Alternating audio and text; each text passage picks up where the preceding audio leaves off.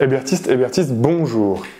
En début de soirée des Hébertiades, nous nous sommes posé la question: quelle application pratique de l'hébertisme pouvons-nous utiliser pour la vie en société? Alors je vous laisse découvrir dès maintenant la conférence que nous avons donnée à cette occasion, qui part sur 3 volets. Un premier volet de témoignage, comment est-ce que nous avons découvert l'hébertisme. Un second volet, qu'est-ce que l'hébertisme, quelle est l'œuvre de Georges Hébert, et finalement, comment l'appliquer à notre société aujourd'hui, avec quelques petites clés pratiques. On va commencer donc la dernière conférence de la journée.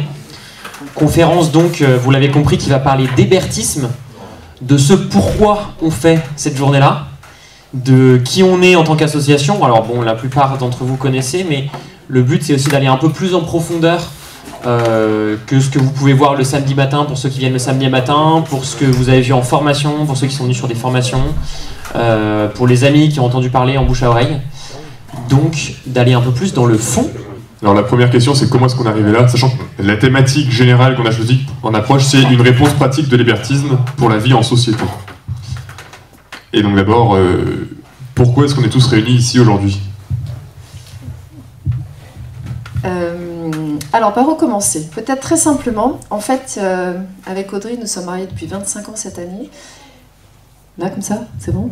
Et en 1997, on a monté un club d'arts martiaux sur Orléans, qui a grossi, et on a vite arrivé à une centaine d'adhérents en taekwondo dans notre club, plus une centaine d'adhérents à la fac. Et on avait des super compétiteurs, on avait une super ambiance de club, on bossait comme des fous le soir jusqu'à pas d'heure, les week-ends très souvent. Voilà, déjà beaucoup à fond. Et à un moment donné, lors d'une formation qui n'avait rien à voir avec le taekwondo, on pose la question à un amiral. En fait, nous, on enseigne des arts martiaux, on enseigne quelque chose qui n'est pas de chez nous. On faisait d'ailleurs assez bien. Nos compétiteurs avaient des super résultats en compétition, on a une bonne ambiance. Et on se heurte, voilà, au fait qu'on enseigne quelque chose qui n'est pas de chez nous, de notre culture. Et donc on s'est dit, mais en France, qu'est-ce qu'on a en fait? On n'a rien en France. Et alors l'amiral nous regarde avec des gros yeux, il rit, et puis il dit, mais voyons, Bénédicte et Audrey, bien sûr que si, qu'on a quelque chose en France, chez nous. Donc c'est nous qui le regardons cette fois-ci avec des gros yeux, et il nous dit, la méthode naturelle d'éducation physique de Georges Hébert. Alors Audrey a 10 ans plus que moi j'en ai 10 ans de moins. Lui, il avait bossé à l'IFEPSA à Angers dans ses études pour être prof de PS. Il avait un peu pratiqué. Moi, j'en avais entendu parler dans les bouquins, mais je n'avais absolument pas pratiqué la méthode naturelle de Georges Hébert. Et à partir de là, s'est ouvert un autre horizon. Donc cet amiral nous a fait rencontrer le fils de Georges Hébert, qui s'appelle Régis, qui nous a accueillis, qui nous a enseigné.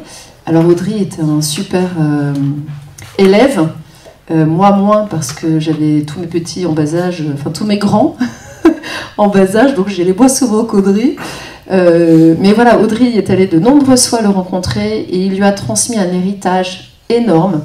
Il nous a déformaté de nombreuses choses qui sont liées au sport, à la compétition, qui sont liées aux classes d'âge, aux catégories de poids. On a parlé beaucoup des catégories là, depuis 24 heures, n'est-ce pas? Voilà, nous, anciens sportifs, on fonctionnait qu'avec des âges, donc catégorie d'âge, catégorie de poids, et au-delà de ça, on n'y connaissait pas grand-chose. Et en fait, Régis Hébert a été cet homme qui nous a fait ouvrir les yeux sur pratiquer autrement et pratiquer avec nos enfants. Et alors, Arthur était tout petit, et les autres qui ont suivi, qu'on vous présentera, j'espère, ont suivi aussi. Mais en fait, pour nous, au début, on s'est dit, mais en fait, on ne peut pas s'entraîner, nous, adultes, avec des enfants, ce n'est pas possible. Et donc, il nous a fait expérimenter ça. Et aujourd'hui, on est très fiers de nos enfants qui prennent la relève et qui pratiquent avec nous. Voilà. Et donc, du coup, on a confié notre club d'arts martiaux à un de nos élèves, qui l'a repris brillamment. Donc, on a quitté. Donc, ça a été pour nous un gros effort, surtout pour Audrey, qui était à fond dedans aussi, et diplômée et reconnue dans son statut de prof d'arts martiaux. Et on a quitté ce club et on a monté notre petit centre Hébert, tout petit, avec 2-3 personnes qui s'entraînaient avec nous. Donc on est passé d'une centaine à 2-3. Autant vous dire que la digestion a quand même été un peu difficile parfois. Et en fait, on avait donné un nom au centre hébertiste, comment est-ce qu'on l'a appelé? Centre Hébert. Centre Georges Hébert. Et Régis Hébert est venu nous visiter à Orléans et il nous a dit non, non, pas du tout, ce n'est pas comme ça qu'il faut que vous l'appeliez, il faut que vous repreniez le nom du centre Hébert qui était à Orléans, au niveau de l'hippodrome, ceux qui connaissent Orléans, à Saint-Privé-Saint-Mémin, sur l'île à Roux. Donc reprenez le nom du centre hébertiste d'Orléans, qui du coup aujourd'hui fête ses 120 ans, puisque nous, cette année, ça fait 20 ans qu'on a ouvert le centre hébertiste d'Orléans. Voilà. Et donc en fait, tout petit à petit, on a eu la chance d'avoir des amis qui nous ont suivis du taekwondo. Alors on a notre trésorier qui a un petit peu pratiqué, on a François Cavalade, ici présent, voilà, qui nous ont suivis, qui ont pratiqué avec nous. Et puis avec nos enfants communs, les amis qui ont invité les amis, etc. Et donc on en est venu à cette histoire que vous connaissez aujourd'hui, où on a la joie non seulement d'avoir reçu un énorme héritage de Régis Hébert et de Georges Hébert, qu'on a vraiment joie à partager, et qu'on a, voilà, ce trésor, on a une idée en tête, c'est de le partager avec vous, de le partager avec les écoles, avec les éducateurs, pour que ça profite à d'autres. Je vais simplement avoir un raisonnement circulaire qui va venir préciser les choses, et j'espère que je ne vais pas vous endormir. Je crois pas. En fait, moi, mes maîtres en arts martiaux étaient directement venus de Corée. Donc, j'ai eu maître Lee Moon-ho, qui est arrivé à Nantes dans les années 70.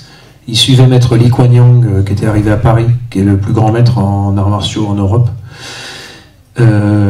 C'était des grands maîtres, et ils nous racontaient l'histoire de la Corée et le confucianisme et toute leur culture à travers l'enseignement des arts martiaux.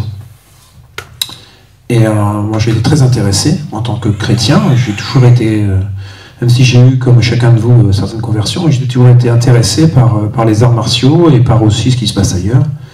Et donc j'ai beaucoup travaillé la philosophie de Confucius, Lao Tzu, en même temps que je m'entraînais, que je passais mes dan, et en même temps que je mettais des coups de poing et que je faisais des compètes.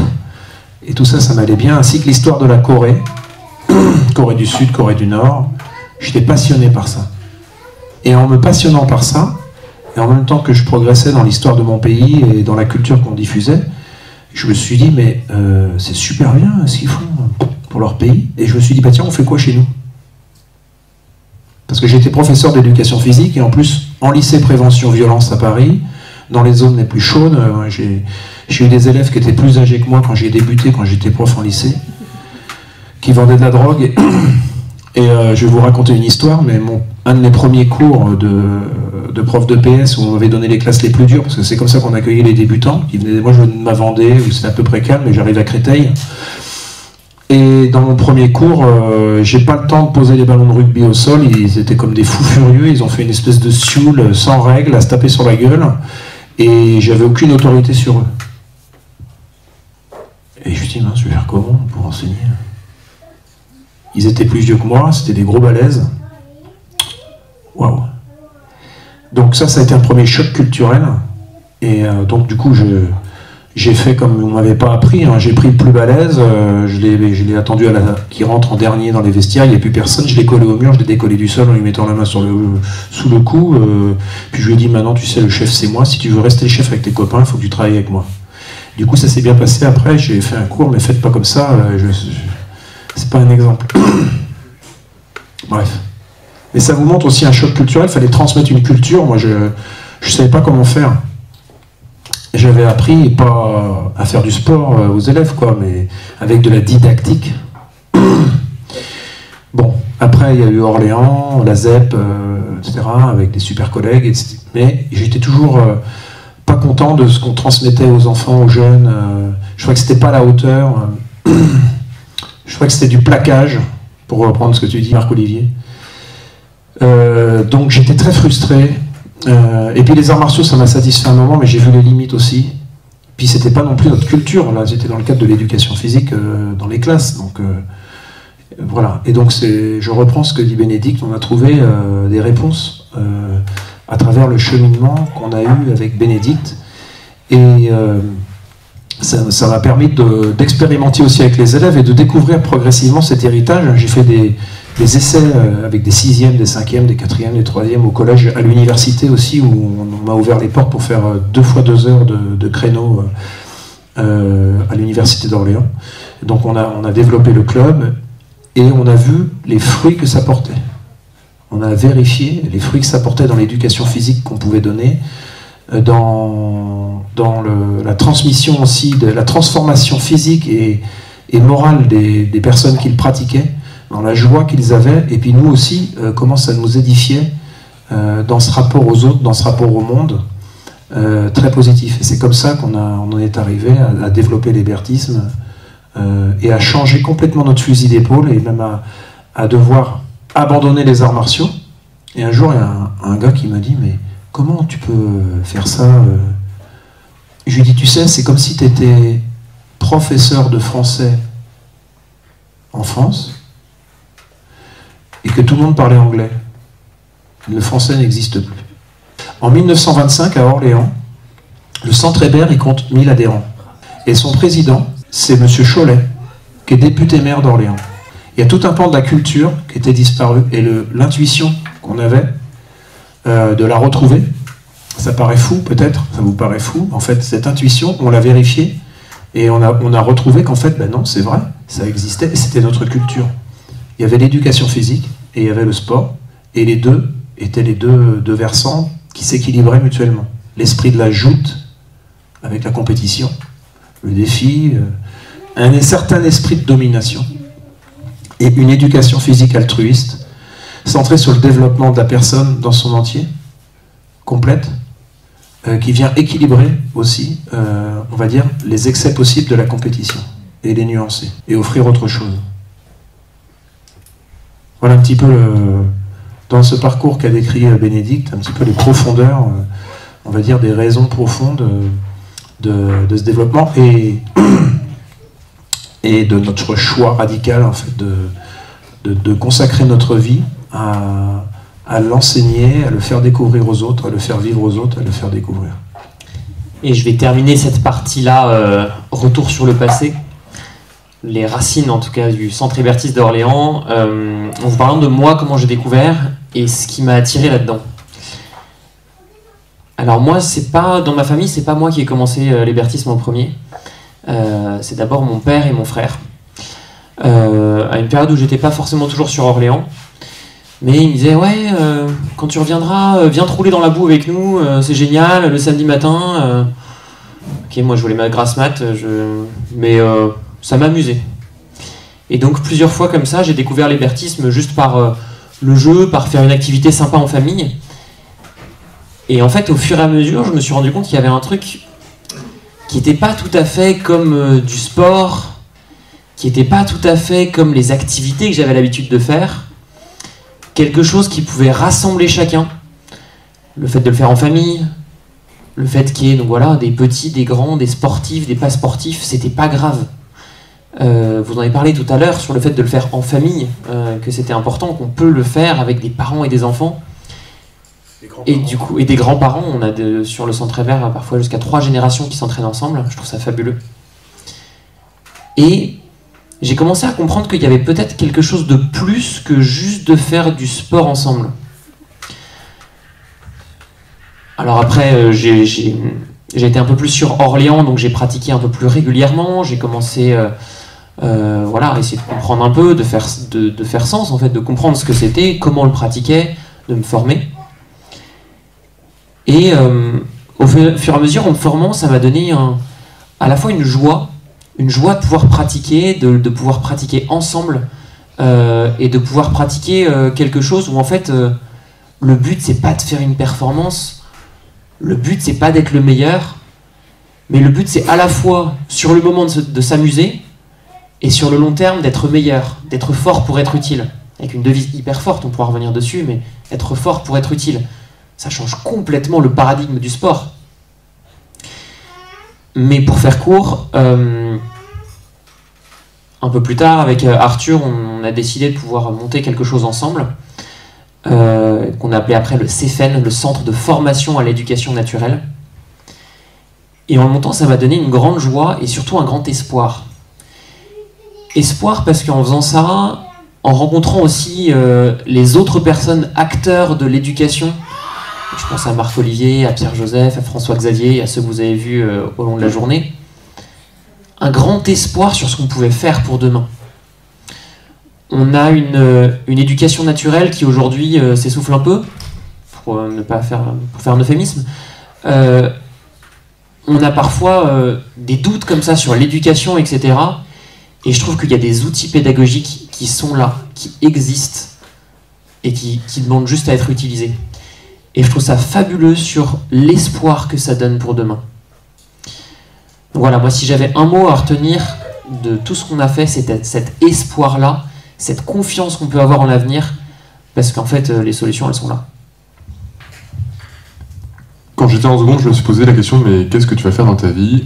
Parce que c'est sympa, ton rêve d'enfant de faire commando, ça sert à rien. Va peut-être falloir trouver un truc sérieux. Et je me retourne 3 fois, je regarde autour de moi, et tiens, d'un coup, comme ça, l'hébertisme m'apparaît, je fais, en fait, c'est pas juste une méthode d'entraînement, c'est carrément un art de vivre. Alors, dans la famille Hugues du Lorrain, exemple vécu pour ma deuxième sœur Blanche, petite dédicace, qui est venue en formation avec nous. L'hébertisme, c'est la pratique du samedi matin, on le connaît depuis qu'on a 0 ans, et la chance d'avoir de l'hébertisme dans notre vie, c'est... Bon, ouais, c'est comme la chance de savoir lire et écrire, quoi. Enfin, c'est basique. Et Blanche, elle vient en formation avec nous, j'ai dû la traîner pour qu'elle vienne, et à la fin de la formation, elle va voir maman, et elle fait... Papa, ok, peu importe. Et elle fait... Ah, c'est incroyable, je savais pas qu'il y avait autant de choses derrière l'hébertisme, je pensais pas que ça allait aussi loin. Et c'est un peu la révélation que moi j'ai eue quand j'étais en seconde, c'est la révélation d'Hébert qui se dit oui mais comment faire en sorte que les gens soient unifiés, que les gens aient une liberté profonde, qu'ils soient capables d'exprimer leur joie, qu'ils soient capables de s'entraider, comment faire en sorte qu'ils soient capables de faire société. Et avant de revenir à l'hébertisme, moi c'était mon questionnement. Je souffrais pas mal de me dire, en sortant du collège, en sortant du lycée, j'aurais été super heureux d'aller voir un artisan, d'apprendre son métier auprès de lui, d'avoir un vrai lien social, que ce soit pas dans une compétition ou dans une superficialité. Voilà, au lycée, la conversation c'était, oui, il y avait une telle qui était jolie, il y avait...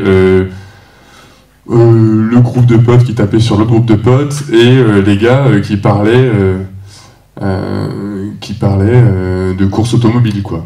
Et c'est tout, on n'avait pas de discussion de fond, on n'allait pas chercher, on n'allait pas apprendre vraiment. Donc il y avait l'enseignement et la récréation.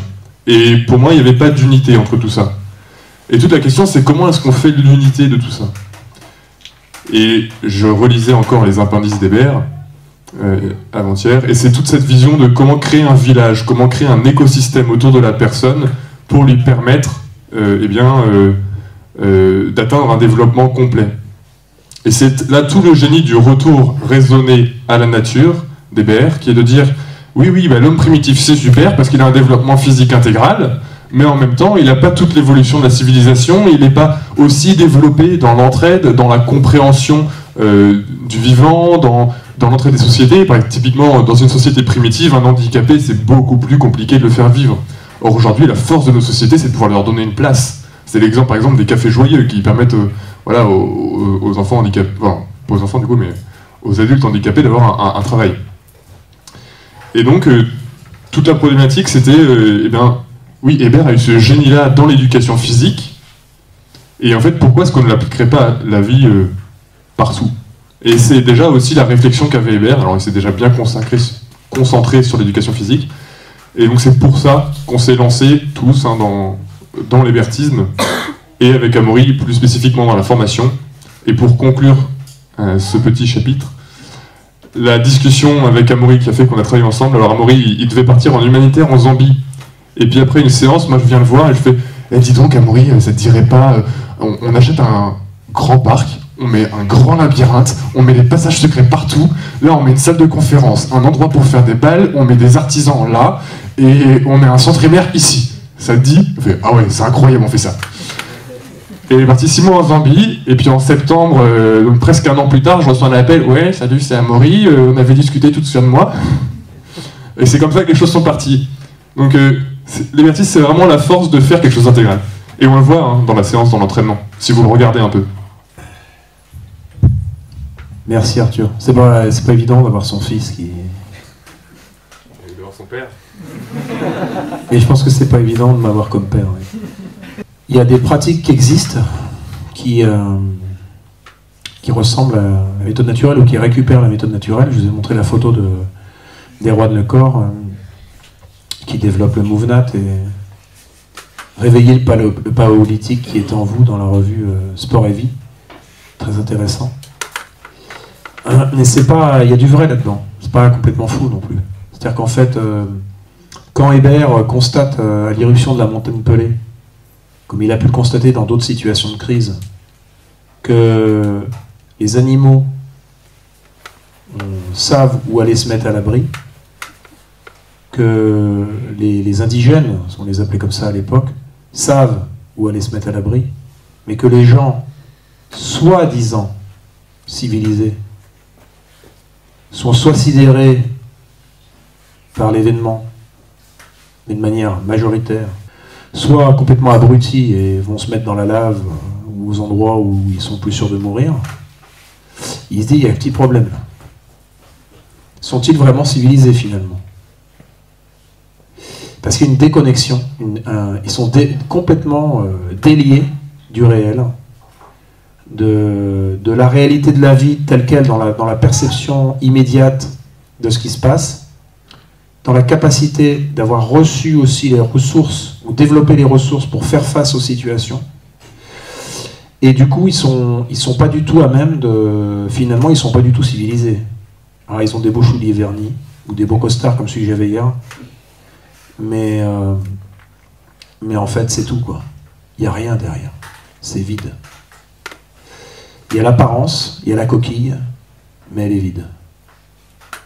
Donc, en fait, alors que les animaux, avec leur instinct qui n'est pas de l'apprentissage, ou très peu, et ceux qui ont vraiment appris à vivre face au réel, les indigènes, ils ont su faire face.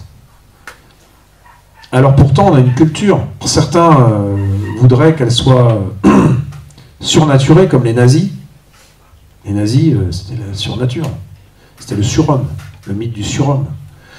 Non plus relié au réel, mais à une idéologie. Que certains sports véhiculent. J'avais étudié ça quand je préparais l'agrégation dans les années 90. Le corps surnaturel, déjà, c'est une question.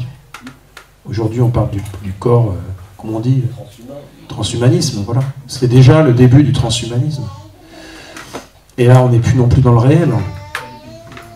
Donc, il existe une culture qui part de la nature, parce que quand on dit l'éducation, comme dans la thèse de Jacques Ullmann, c'est pour ça que je voulais montrer l'éducation et la nature, c'est pas non plus du rousseauisme, c'est pas le mythe du bon sauvage, c'est qu'il existe une culture qui tient compte de la nature humaine, de la nature des choses, et qui apprend à développer une expérience et une transmission de cette expérience à travers les âges. Comme tu disais, si tu mémorises à l'envers du coup le montage de ton puzzle là tout à l'heure, du coup après pour mémoriser la bonne solution, tu n'y arrives plus.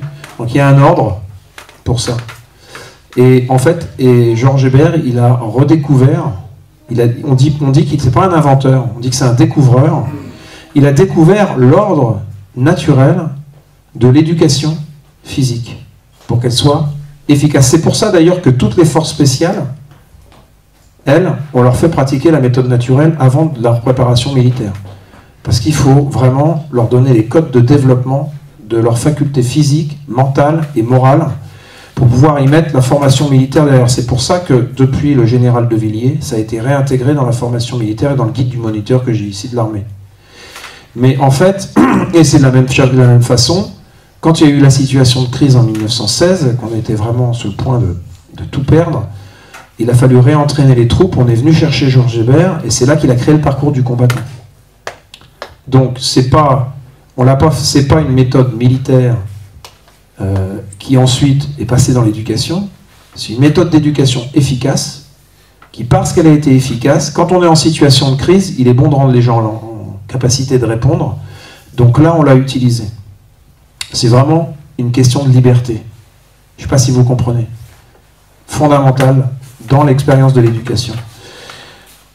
Et la question du paléolithique et du corps surnaturé, je vais conclure sur ce que je crois, c'est que le fait que cette éducation soit fondée sur l'ordre naturel, c'est quelque chose qui est typiquement français, avec une volonté de proposer quelque chose qui est valable pour tous. Parce que dans notre pays, on a une expérience dans notre imaginaire qui est absolument dingue et incroyable, qu'on est peut-être les seuls à avoir, c'est qu'on est un pays de gens très différents. J'en ai parlé tout à l'heure, enfin hier, entre l'Auvergnat et le Breton, entre les gens du Périgord, les gens du Périgord, noirs, c'est dur, voilà. Donc du coup, il faut à la fois permettre les singularités culturelles de s'exprimer avec les danses folkloriques, comme on l'a vu tout à l'heure, et à la fois d'avoir quelque chose qui soit suffisamment universel et bon pour tous. Et ça a donné l'hébertisme. Et donc c'est notre richesse.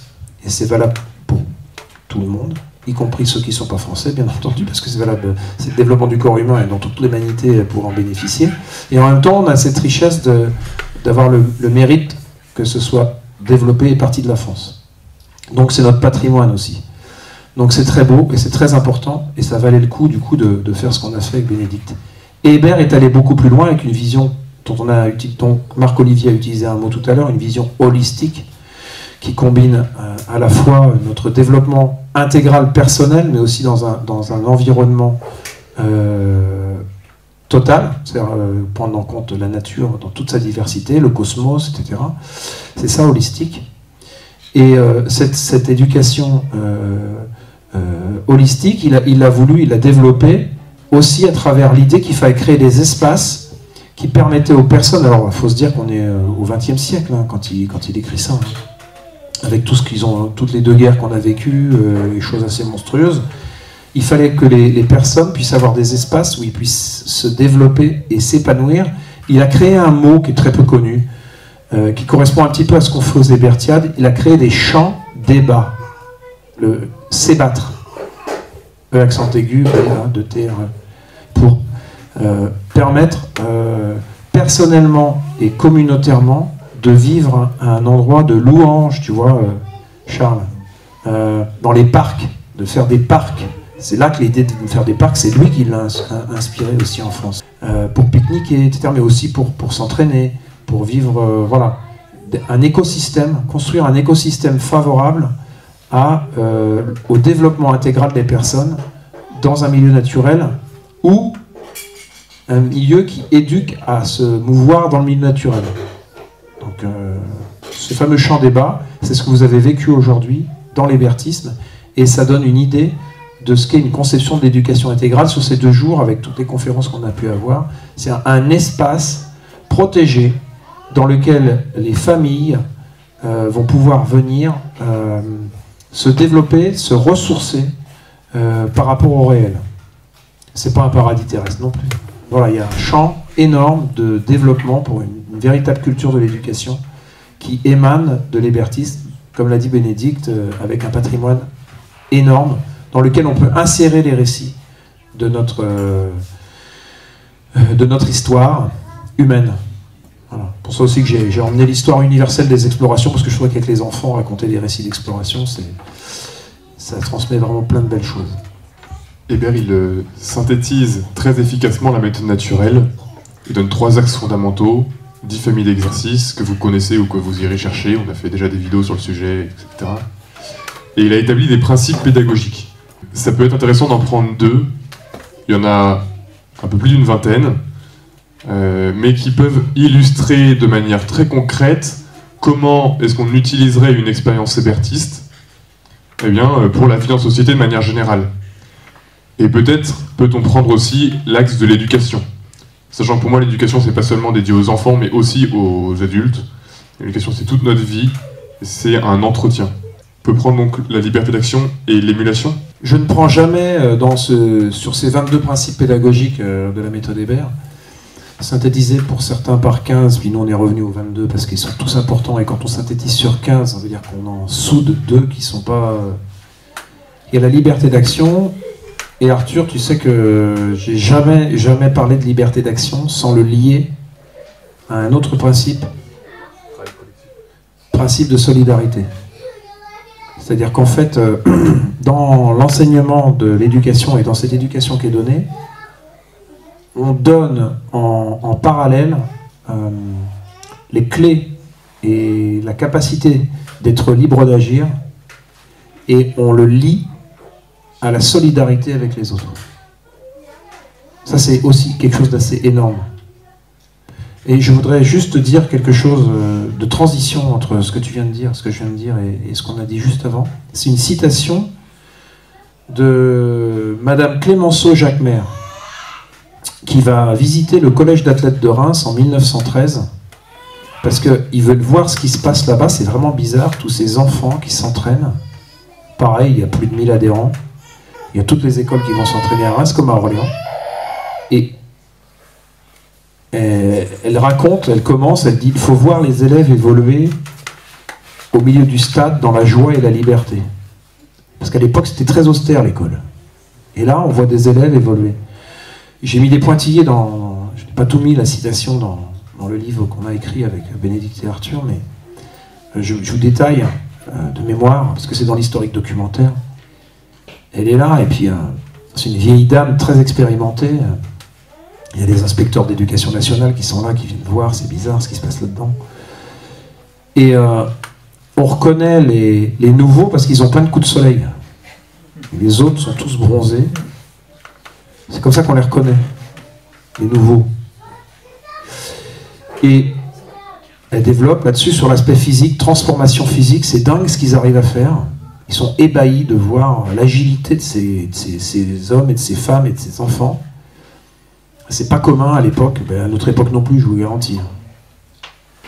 Il y a des élèves, j'ai jamais connu ça quand j'étais prof de PS. Il y a des élèves aujourd'hui dans mon établissement scolaire, les profs de PS sont venus me voir, ils ont des vitesses maximales aérobie, des VMA à 8. Je sais pas si vous faites un peu de physio. Bon. 8, c'est de la marche rapide. Et au bout d'une minute, ils sont obligés de s'asseoir et ils sont fatigués. Majoritairement. C'est désastreux. Moi, ça n'existait pas il y a 15 ans quand j'étais prof. Ou alors c'était vraiment le jeune qui était obèse, vraiment parmi les autres, mais c'est quand même un peu plus dynamique. Bref. Ce qui est remarquable, dit-elle, c'est que depuis les enfants jusqu'aux hommes d'âge, tous arrivent à tout. Point de suspension, je passe des choses. Le changement physique, déjà saisissant au bout d'un mois, s'accompagne d'une véritable transformation morale chez les élèves. Et elle développe là-dessus. Ils n'en reviennent pas, comment ils sont serviables, comment ils rendent service, comment ils s'entraident, comment ils sont heureux de s'entraider et de donner. Ça, c'était en 1913. Pour revenir sur la liberté d'action et l'émulation, qui inclut évidemment l'entraide, on a fait une séance mardi dernier avec notre petit groupe du mardi soir. On les salue.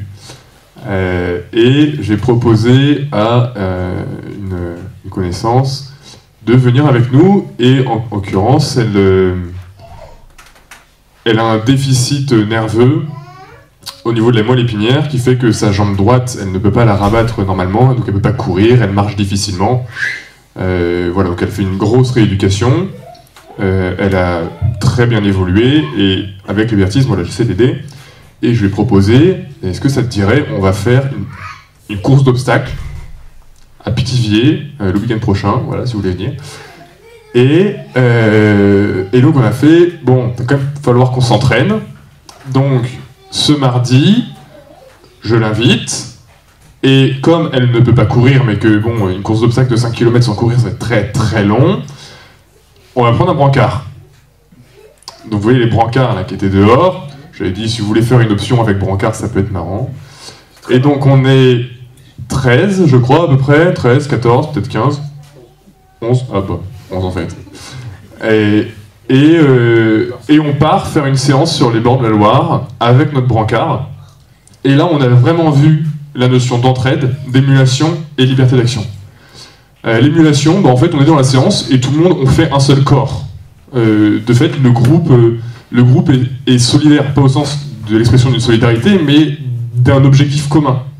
Mais en fait, on veut faire le parcours ensemble, on se déplace, on emmène cette personne-là, et puis il y a l'émulation du parcours comme on a d'habitude. Dans l'entraide, eh bien, il faut porter le brancard entre chaque obstacle. Puis quand on arrive à un obstacle, eh bien, oui, on pose le brancard et puis on l'aide à se lever, à faire l'obstacle avec nous, à traverser, à travailler sur cet obstacle. On prend le temps. Et puis quand on porte, qu'on porte en course, au-delà de tout l'exercice de coordination, eh bien, en fait, il faut apprendre à s'écouter, apprendre à comprendre. Mais oui, là, ok, je commence à fatiguer. Et donc au moment où je commence à fatiguer, ben, je vais devoir. Je peux pas attendre juste d'être mort parce que je suis à fond avec le groupe, ce qui serait une tentation énorme. Et il y a forcément un moment donné où je vais être obligé d'exprimer cette liberté d'action et de dire ok, ben, il faut que je m'arrête. Et sauf que le brancard se porte à 4, et si vous lâchez, en l'occurrence, on se retrouve avec un mort par terre, un blessé. Et donc ben, voilà, c'est un apprentissage de comment est-ce que je vais communiquer, comment est-ce que je vais exprimer cette liberté d'action, comment est-ce que je vais m'émanciper du groupe, tout en restant dans le groupe. Et donc il n'y a pas de dualité entre cette liberté et l'appartenance au groupe dans l'émulation. Et souvent dans le sport, mais dans la société de manière générale, en se mettant en compétition, on met une adversité entre la liberté d'action et l'émulation qui, elle, est rattachée à la compétition, à savoir donc la domination de l'adversaire, à la performance. Je vais laisser la micro à Maury sur cette question très concrète, mais c'est justement tout l'enjeu entre le sport et l'éducation physique, qui sont différents. Le principe même du sport, c'est la compétition. C'est pas de faire de l'activité physique. La belote, c'est un sport, si vous faites de la compétition. C'est pas le fait de... Donc vous, dans votre tête, je vais faire du sport, vous croyez que vous allez mettre vos chaussures et que vous allez courir. Mais quand vous faites ça, vous ne faites pas du sport. Et si vous faites de la compétition, vous avez un défi avec le temps, avec l'espace, ou avec les autres, là vous faites du sport. Ça, c'est l'esprit des sports, c'est l'esprit de la joute, c'est l'esprit de compétition.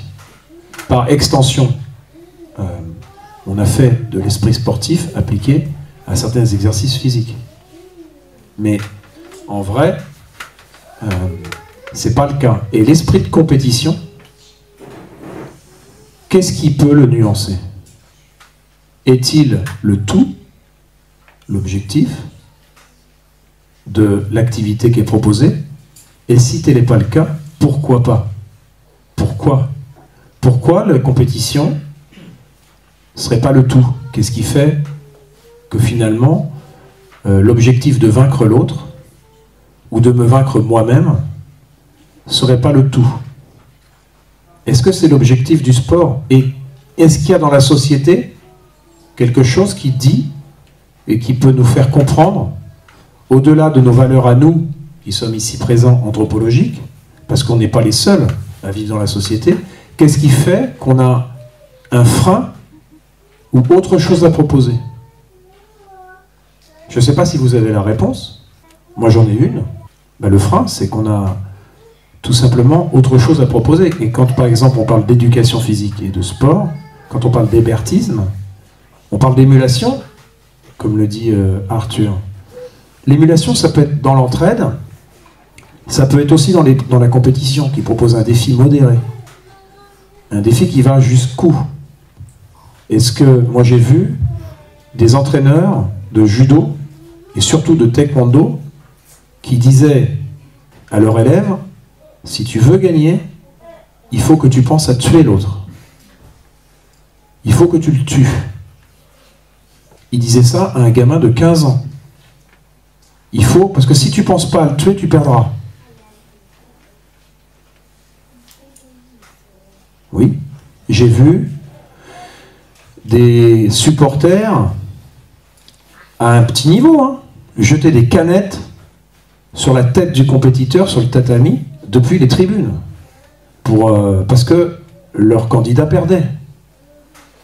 Donc la gagne, le fait de gagner, était devenu l'absolu, c'est-à-dire leur religion finalement.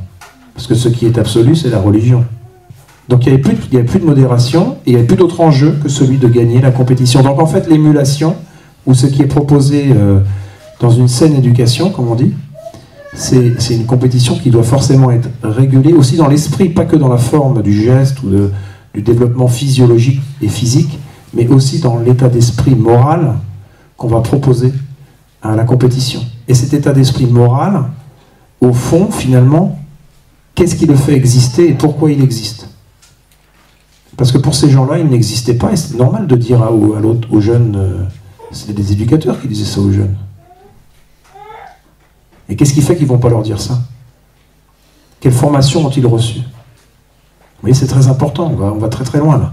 Et quand on a une société de compétition, ou la valorisation de la compétition, parce qu'en fait on n'a rien d'autre à proposer que la lutte des classes d'un côté, comme image, ou la performance en Dieu, érigée comme Dieu si vous voulez. Voilà. Et donc du coup, on a autre chose à proposer parce qu'on a une autre humanité à proposer. Et du coup, ça vient pondérer et ça vient même mettre à sa place la compétition.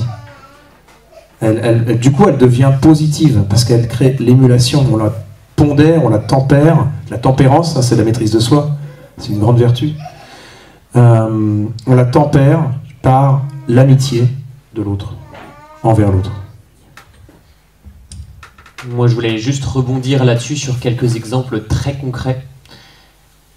On parlait de cet exemple de non-compétitivité, de cet exemple de course à obstacles qu'on va faire avec cette Manon qui vient avec nous.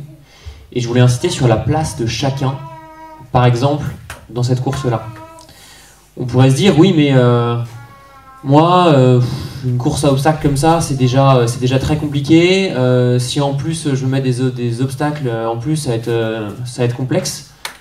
Oui, mais en fait, peut-être que tu vas pas pouvoir faire toute la course en portant.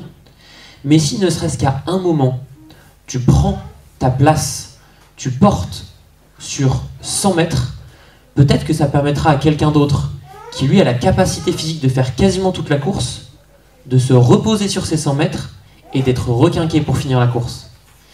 Donc en fait, chacun a sa place, quelles que soient ses capacités. Cette Manon qui est là avec nous, elle a aussi complètement sa place. C'est pas parce qu'elle ne peut pas courir qu'elle n'a pas sa place concrètement. Parce qu'il y aura des obstacles à passer, il faut qu'elle les passe avec nous. Et donc là, en fait, on a besoin d'elle pour qu'elle nous aide aussi, à la fois à la faire passer. Elle est là aussi pour nous encourager, et mine de rien, le support moral joue beaucoup. Elle peut être là aussi pour nous donner des conseils. Ah bah là, ok, pour courir en même temps, donner le timing. Elle pourra avoir des conseils aussi sur la course, etc. En fait, chacun peut trouver sa place, même si on n'a pas les mêmes niveaux physiques. Il y a une autre chose que je veux rajouter sur cet aspect compétitif. Il y a plusieurs fois, on nous a demandé, notamment en formation, certes, la compétition n'est pas la finalité, mais souvent, c'est quand même ça qui fait qu'on a envie de se donner jusqu'au bout. Pourtant, la compétition, c'est ce qui fait que des stades sont pleins, qu'il y a une euphorie énorme, et franchement, sans compétition, je ne vois pas comment on peut faire. Et là-dessus, j'ai des exemples très concrets. Je me souviens d'une fois, on a emmené des jeunes, des jeunes et non, un groupe hétérogène, en parcours dans une forêt. Je m'étais amusé sur ce parcours-là à faire un imaginaire où l'objectif c'était de sauver un village en ramenant du miel sauvage qui pourrait les guérir, quelque chose comme ça, en jouant sur l'imaginaire. Et à la fin du parcours, on avait un grimpé assez haut à faire pour récupérer finalement ce miel qu'on était allé chercher, etc. Et on a réussi dans l'imaginaire de chacun à sauver ce village. Bon, ça c'est les faits. À la fin de ce parcours, il y a un des jeunes qui court vers ses parents en disant « On a gagné, on a gagné !» Je trouve cette phrase magique. Parce qu'en fait, on n'avait vaincu personne. Personne n'avait perdu dans l'histoire. Pourtant, dans sa tête, lui, il avait gagné. Il était aussi fier que s'il avait gagné sur une équipe adverse. Donc en fait, la notion de gagner n'est pas forcément gagner contre quelqu'un, mais de gagner d'abord sur soi. Et ça, je trouve qu'on l'a trop oublié dans la façon dont on fait les choses. Si on commence à éduquer dès le plus jeune âge à ça, mais qu'est-ce que ça peut être dans la société, pour cette vie en société? Si on a cet état d'esprit-là, de gagner, c'est gagner sur soi, et pas gagner au détriment des autres, je pense qu'on peut gagner beaucoup de choses. C'est toute la question du dépassement. En fait, c'est toute la question du dépassement. Donc le dépassement de soi, comme tu l'as dit, Amaury, de se dépasser soi-même, en commençant par savoir que quand on est éducateur, on est un passeur d'hommes, comme dit Pascal, Blaise Pascal, et que ce dépassement, alors c'est complexe, il peut y avoir quand même de la compétition, c'est pas, faudrait pas vous croyez que, parce que moi j'adore Claudium, j'adore la compétition. Faut pas me prendre en défi sur du combat ou machin, parce que je peux pas m'arrêter, quoi. C'est terrible, je suis un compétiteur né, j'aime ça, et puis plus ça bagarre, plus j'aime, donc bon, c'est terrible. Donc heureusement qu'il y a l'hébertisme qui me calme.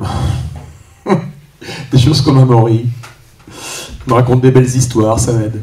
Mais voyez, donc conduire, comme dit Amaury, conduire un dépassement de soi. Et en fait, c'est un mot à double sens, parce qu'en fait, c'est une réalisation pleine de soi, en fait.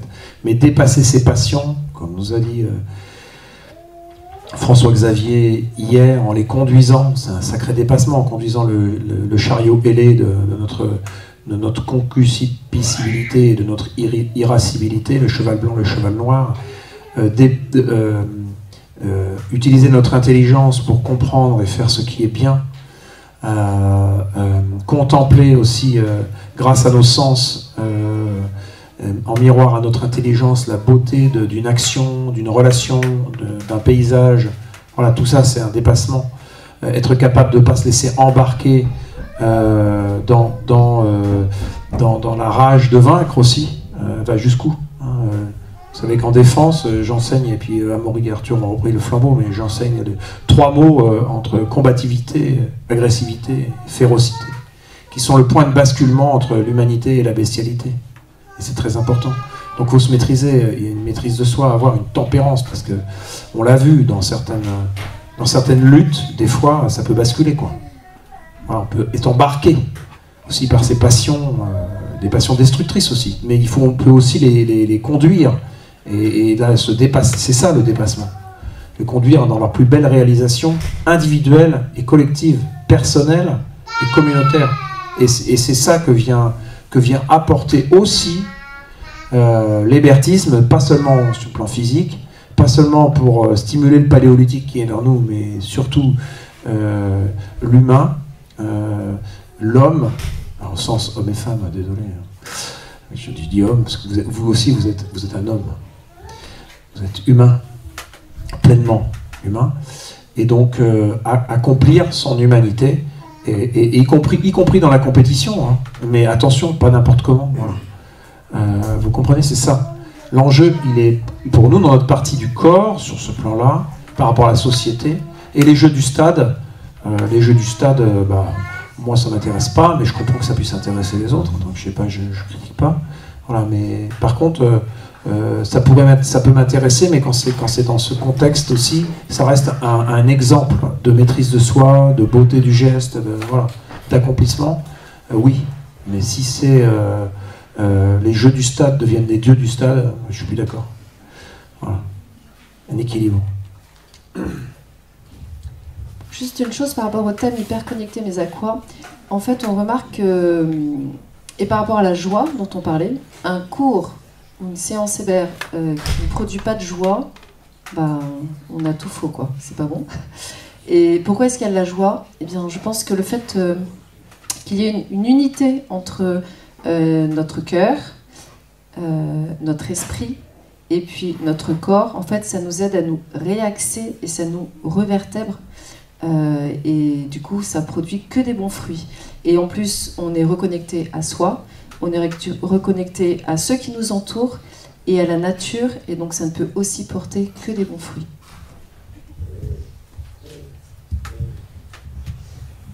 Bon, et finalement, pour demain, on a fait 2 principes pédagogiques sur 22. Il y a plein d'autres choses à tirer en dehors des principes pédagogiques. On va peut-être pas tout faire aujourd'hui.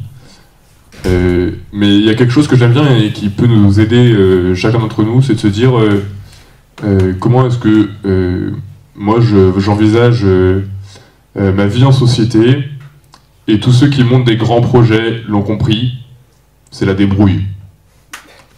En fait, vous arrivez, vous avez rien, et vous faites quelque chose alors que vous aviez rien. Et ça marche. Et vous faites un parcours Hébert sans avoir dépensé un rond. Vous faites des jeux en associant un pneu et une corde avec une équipe qui tire. J'ai passé en formation 1h30 à faire l'ascenseur pour faire monter des gens sur une corde, tout simplement. Vous mettez une corde sur une branche comme ça, il y a des gens qui tirent la corde et un autre qui est là en train de monter et descendre. Avec des ados, 1h30. On avait prévu plein de jeux, on n'a rien fait. La débrouille, c'est aussi être capable de se dire, d'être critique et de se dire oui, ok, je suis pas capable, comme disait Amaury, mais en vrai, je viens quand même. Parce que je fais partie du groupe, je fais partie du corps, et même si j'ai rien à apporter, parce que je pense que j'ai rien à apporter, mais non, n'ayez pas cette pensée-là, parce que vous avez quelque chose à apporter. Même si c'est le fait d'être à part, vous avez quelque chose à apporter. Et donc la débrouille, c'est capable de se débrouiller avec tout, avec rien pour faire tout. Et faire un parcours Hébert dans cette salle serait évidemment extrêmement simple, puisqu'on a déjà des chaises et une table. Voilà. Merci Arthur. Et puis tu me rappelles quelque chose de très important. Simon et Loïc m'avaient posé la question, mais pourquoi en 1958, du coup, ça s'est arrêté comme ça? Alors il y a des raisons institutionnelles, je ne vais pas vous faire un cours des institutions et des programmes d'éducation physique de 1900 jusqu'à nos jours, sinon vous allez vraiment vous endormir.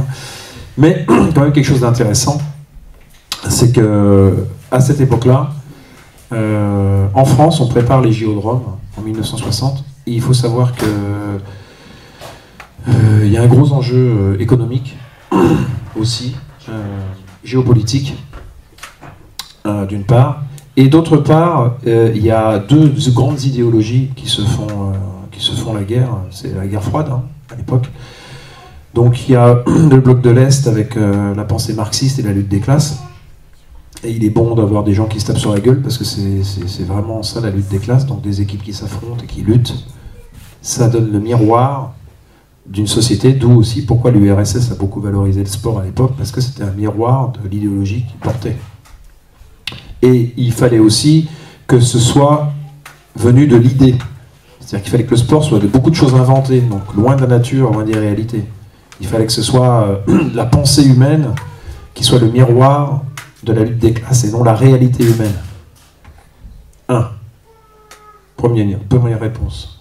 Deuxième réponse, c'est marrant ça, parce que le libéralisme économique débridé, qui a besoin aussi de monter l'esprit de la concurrence et de la performance, trouvait aussi dans ce jeu une connivence avec l'esprit marxiste, dans le sport. Et donc le miroir sociétal de cette idée d'un sport produit de l'esprit ou produit de la consommation redonne une réponse pertinente au fonctionnement des institutions. Voilà pourquoi aussi, c'est une des raisons qui est expliquée par certains philosophes qui n'ont pas été très écoutés, mais qui ont attiré mon attention sur cette explication, et sur lequel vous pouvez réfléchir, parce que c'est vraiment un point de rupture historique. Et aujourd'hui, qu'est-ce qui se passe? À force de vouloir un corps surnaturé et d'aller au-delà des limites possibles humaines, on a épuisé l'humain. Nos sociétés occidentales sont épuisées d'excès. Oui. Les sociétés de l'Est sont effondrées, mais notre société occidentale, elle s'est épuisée de ce dépassement infini sans limite. Très, très, très concrètement et basiquement, si vous poussez les limites jusqu'au bout de votre corps, de votre psychisme et même de votre moralité, c'est-à-dire que vous allez au-delà de ce qui est possible moralement, vous vous épuisez, vous vous liquéfiez, vous devenez gazeux. Une réflexion, il y a 10 fois plus de burn-out. Oui. Ouais, c'est un exemple, mais c'est marrant, il y a des signes très très concrets. Alors qu'en fait, quand vous apprenez les limites de la nature humaine, de la nature des choses, et que vous apprenez à vivre avec, concrètement, si vous faites un 100 mètres aujourd'hui sur un terrain en terre battue, et vous comparez vos temps à ceux qui faisaient un 100 mètres sur un terrain pieds nus en terre battue, d'il y a 100 ans, c'est pas sûr que vous fassiez mieux qu'eux. C'est sûr que si vous courez sur un tartan avec des pointes, vous allez battre des records. Vous voyez ? La technologie, la surnature, fait perdre aussi nos repères anthropologiques. Donc il faut les retrouver, et quelque part, avec la méthode naturelle, avec l'hébertisme, on retrouve nos repères anthropologiques, ça nous aide à être dans la filiation de ceux qui nous ont précédés aussi, pour notre propre développement, et sans aboutir à l'épuisement, parce qu'on respecte la nature humaine. Voilà, ça mériterait certainement de gros développements, mais je crois que c'est là le cœur battant et palpitant. Et c'est pour ça que le Père Sevin, Pierre-Joseph, c'est pour ça que le Père Sevin, dans ce que j'ai lu de lui, et dans aussi ce que j'ai lu de toi de lui,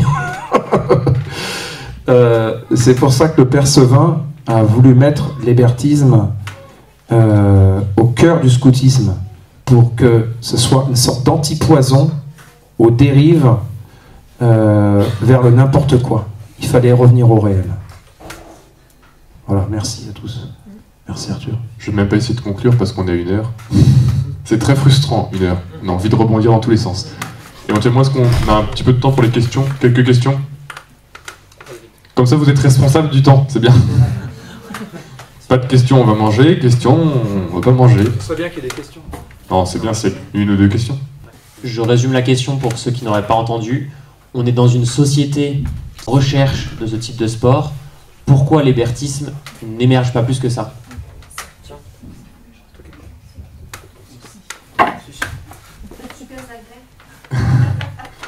Non, mais on est dans une vision de la nature qui n'est pas artificielle, là où le sport est dans une vision très artificielle et qui répond aussi à une norme. Nous, on dit, bah non, il n'y a pas d'assurage. Quand vous allez dans la nature, la branche morte est casse. Bah oui, bah du coup, anticipez que la branche morte casse et entraînez-vous. Il y a une sorte d'exigence vis-à-vis du moniteur et de chacun qui prend vraiment des responsabilités et qui est libre dans un environnement dangereux, au sens positif du terme. Et je pense que ça répond pas aux enjeux commerciaux, tout simplement. Et de fait, faire du chiffre d'affaires avec l'hébertisme, c'est quand même très compliqué. Enfin, en fait, on pourrait, hein, on le mettrait dans une salle de sport, on pourrait devenir riche, mais je crois pas que ce soit vraiment l'esprit. Et donc forcément, c'est moins poussé. Et après, dire que l'hébertisme n'émerge pas aujourd'hui, je pense que c'est quand même relativement faux. Alors oui, on n'est pas des salles de sport, on n'a pas l'hébertisme partout, mais en même temps, c'est une méthode qui a besoin d'un développement lent, parce que, comme dirait Hébert, la première vertu du coach, c'est pas d'être coach, c'est d'être éducateur, c'est d'être un meneur d'hommes, c'est d'être capable d'emmener des gens, de les élever. Et donc, c'est une formation qui est plus exigeante qu'une formation technique de mouvement. Et le mouvement hébertiste, si on peut le vulgariser à une méthode comme par exemple Movenat, fonctionne pas mal aujourd'hui. Il y a plein de choses qui se montent un peu partout. Et l'hébertisme aussi émerge beaucoup. La preuve, je suis presque en train de payer un salaire et Amaury aussi. Donc c'est que c'est plutôt bon signe.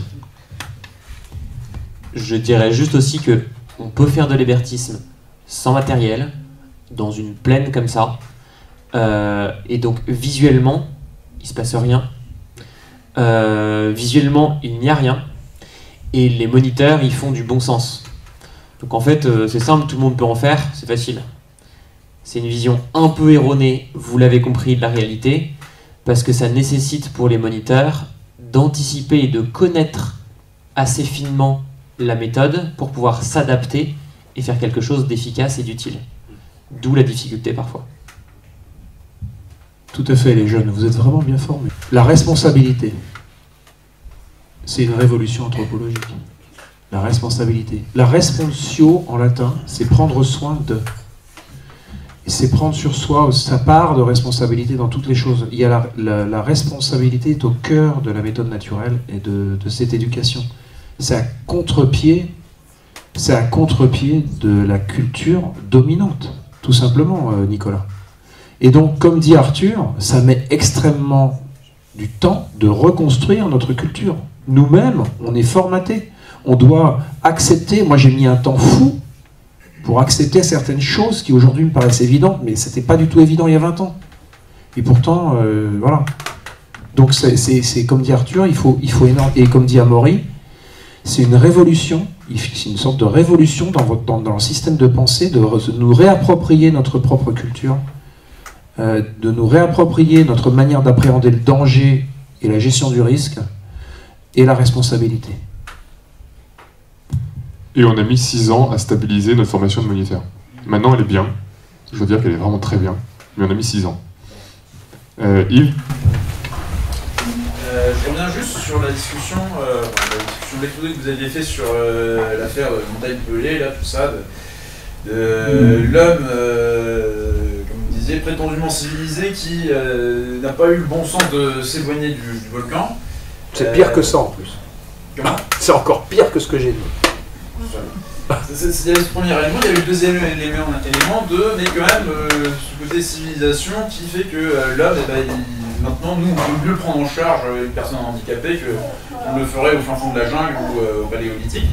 En fait, ce qui m'a fait tiquer, c'est quand vous avez décrit l'homme prétendument civilisé qui n'a pas su écouter son instinct. Est-ce que finalement la civilisation, c'est pas justement le fait d'avoir abandonné cet instinct qui nous permet d'échapper au danger, et cet instinct qui nous permet d'accepter un poids assez lourd, qui est celui de la gestion d'une personne qui a eu une déficience. Alors Yves, je vais revenir juste sur une chose, j'ai parlé de l'instinct des animaux. Mais pour les hommes, j'ai pas parlé d'instinct. Parce que les hommes n'ont pas un instinct. Ils ont une cogitative, mais ils n'ont pas un instinct. Oui, ils ont un sens commun, ça fait partie des 4 sens internes qu'on n'a plus le temps de développer hier. Mais prétendument civilisés, c'est-à-dire que dans leur éducation, il n'y a pas eu une éducation à l'appréhension du réel, enfin de ces gens-là en tout cas. Voilà. Et ils étaient complètement incapables de réagir correctement à une situation de crise liée à l'environnement, liée à la réalité qui est mouvante et qui se rend dangereuse, quoi. Tu vois. Mais dans le sens où ils ont abandonné un pan de la culture. C'est pour ça que je parlais de coquilles vides. Il y avait des apparences, mais ils étaient plus capables même de solidarité entre eux et d'entraide parce qu'ils n'avaient pas été stimulés, comme on peut dire, Marc-Olivier, éduqués à faire des choix et à s'organiser pour apporter une réponse correcte à un problème, à une difficulté réelle, qui était en dehors du monde, on va dire, un monde... vous voyez, quand on se balade dans la forêt, c'est pas comme quand on marche sur un trottoir, quoi. Si tu rêvasses autant que sur un trottoir, il faut faire gaffe parce que des fois il y a des pièges. Hein. Mais la vie civilisée te stimule pas forcément pour réagir à l'environnement. Voilà. Donc, en tout cas, ces gens-là, ils n'avaient pas les réponses et ça l'avait vraiment marqué. Et à plusieurs reprises. Et nous, on a eu la même chose pour le tsunami en 2005. Où on a vu des gens jusqu'au bout filmer la vague qui arrivait sur la plage en restant sur place. Et ils sont morts. Hein. On a gardé les caméras, ils ont été retrouvés, mais eux ils sont morts parce qu'ils sont restés sur la plage en train de filmer le tsunami qui arrivait. Oh, c'est bizarre ça. Oh bah dis donc, la mer sortir, dis donc. Ah, dis donc, les oiseaux ils s'en vont.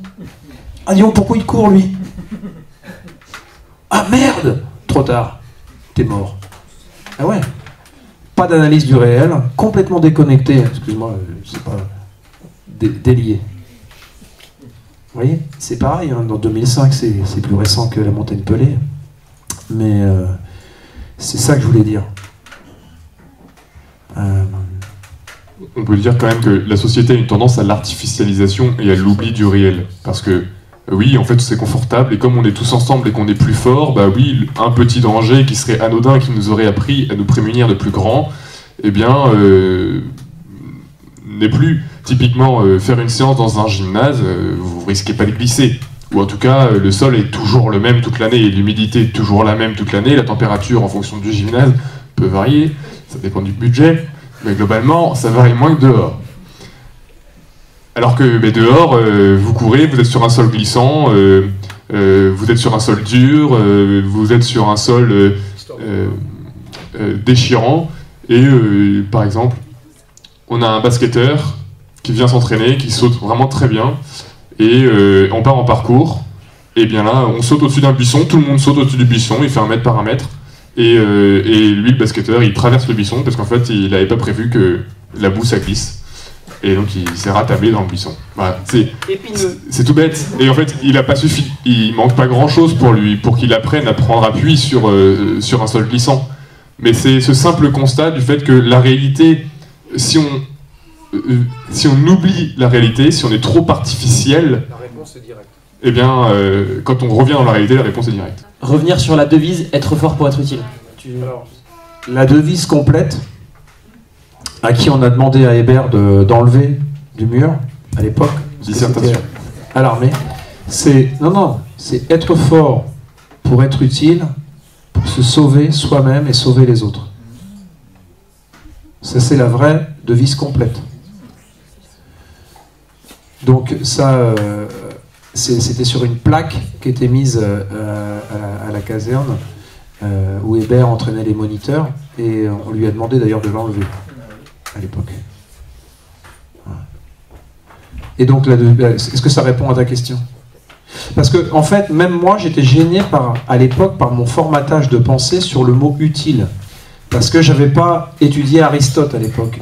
Alors, c'est pour ça qu'Arthur, il dit, oh là là, papa, il pose la question, oh là là. Il va mettre une demi-heure à répondre. Parce que, au niveau du bien, chez Aristote, il y a 3 niveaux.